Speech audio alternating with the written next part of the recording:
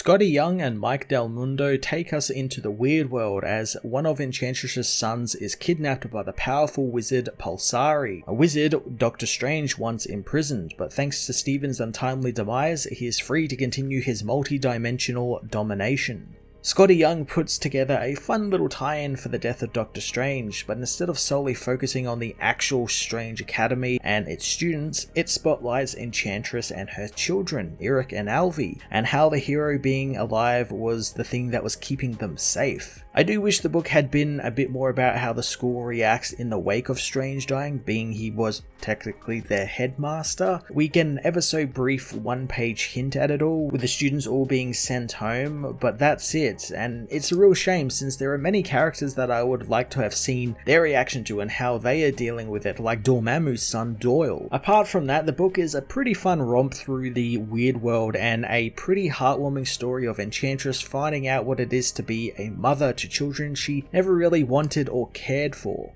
Mike Del Mundo lends his brilliant light and colourful artwork to the book, creating a fantastical and on-point look for Weird World that only his style could. I thoroughly enjoyed his brief action sequences throughout the book, and the Weird World character designs were really quite great as well. Like Pulsari looked fantastic in both his old man wizard form and his more sort of jacked gladiator form, and Goleta the Wizard Slayer was just so damn good. Strange Academy Presents The Death of Doctor Strange Issue 1 was a one-off journey into the weird world that, while discarded the connections to the Doctor Strange event in the first few pages, was still an enjoyable adventure with Enchantress and her kids. I'm going to give this issue an 8 out of 10.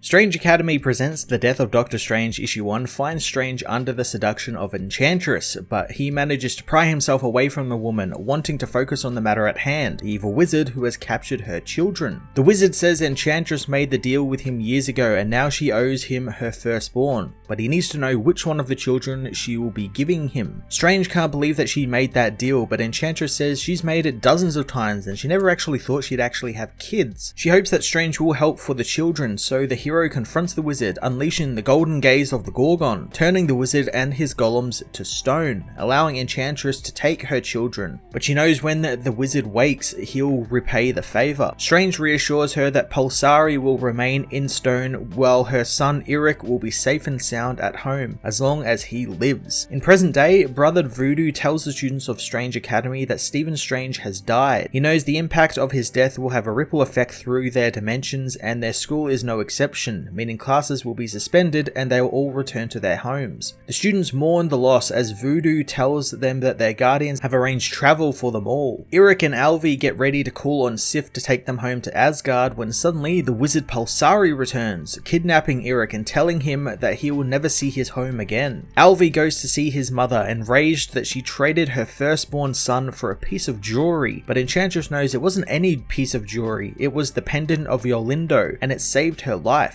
She explains that she never expected to have children, so it was an easy deal to make. Alvi thinks that she sure is gunning for Mother of the Year, as Enchantress wonders if he's just going to sit around and mope or aid her in getting Iric back. The two head through a portal as the restaurant waiters know that she didn't even pay her bill. Amora and Alvi arrive in Weird World, beginning their search for Pulsari, grabbing a flying bumper car from nearby. Enchantress says that finding the wizard will be hard, knowing they need to pay a visit to Chase and Avery, the map makers. Flying through the magical world, they soon find the map makers, who are upset that people never want to play with them, always wanting them to colour and make maps. Chase knows that it will cost Enchantress, who asks for a map to the castle of the wizard Pulsari. The mapmakers soon finish, showing them the children's drawing, which Alvi doesn't know is right, since the castle is apparently the Crystal Castle, where his friend Toth lives. Enchantress thinks that they have been evicted, as at the castle, Pulsari is glad to see that Iric is there, calling him his Asgardian battery. Iric has become sickly and is slowly dying, as Pulsari says that he has become the High Ruler of the Crystal Kingdom, and Iric is the battery he drained to make it happen.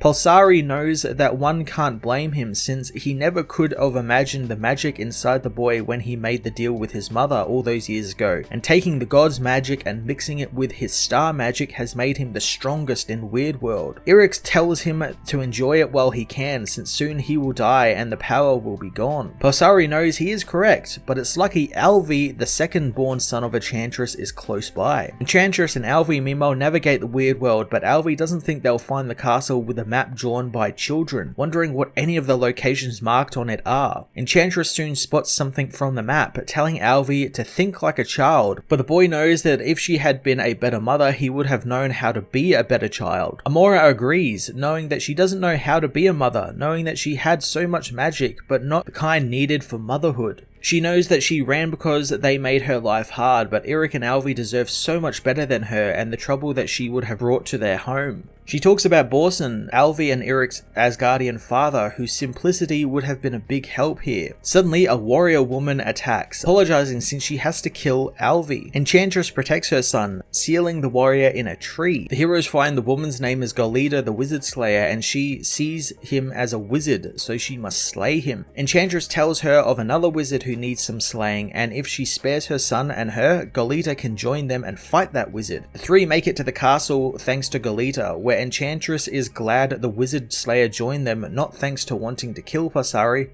but because she could just read the map. Golida is more than happy to help since Pulsari has brought so much misery over the centuries, thinking he was cursed to stone years ago, and had she known he got out of the stone, she would have dealt with him already. The arriving Pulsari knows that she would have gotten herself killed, welcoming Enchantress and the others to his castle, happy she brought her son since Iric is worn out. He dumps the boy's elderly crippled body on the ground as Enchantress, Alvi and Golida attack the mud golems, blasting them apart, but there are too many of them that swallow up the heroes. Amora, however, blows her way out of the mud with her magic, freeing her son as Golida attacks Pulsari, hitting him with her axe and saying that he is an unworthy foe. Pulsari doesn't care for the axe sticking out of him, laughing as he says that his skin was born of a nether beast and the blood of a first dragon, so he cannot be penetrated by a mere axe. Golida says that she wasn't penetrating his skin, she was just cutting off his necklace so Alvi can destroy the source of his power. The boy shatters it with his staff, freeing the power which returns to Iric, making him de-age as Golida intends on killing the now weakened and old Pulsari. Alvi stops her, telling her that she helped by being strong and clever and didn't have to slay anyone, and she doesn't have to anymore. Later, the Queen of Weirdworld thanks Enchantress for freeing their land of Pulsari's control, knowing that the pain